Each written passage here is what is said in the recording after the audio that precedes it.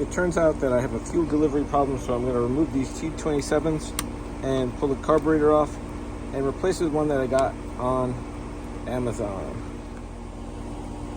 So I removed the original carburetor here, and the new one's just a little different. It looks like we got to modify right here. It hits when you try and give it full throttle. So we're gonna, right here, it's got, this thing's a little different here.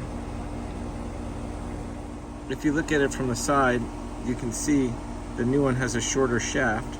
I might be able to just switch that on it and it will be good. To modify this, we're gonna have to just chop this little corner off right here. Now, I would use a Dremel, but most people might not have it, so I'm just gonna use this. You can use anything that cuts. Just trim that edge right there. Let's see. I'm gonna modify this by removing this piece and doing it off of the backpack so that the crumbs don't fall into the engine. So I'm just using this, and I'm gonna go down just a little bit further than that and then cut it like that.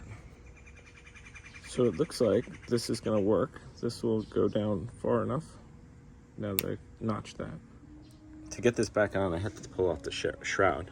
So it slides back behind here. That's why you see in there, it has to go behind those plastic knobs.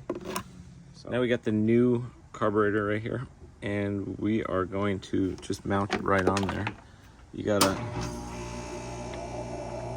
flip it the right way.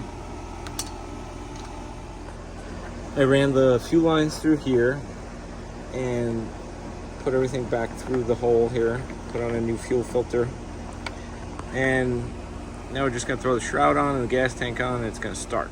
Okay, let's see if we can do a one pull start. Ooh, good one. Put our foot here.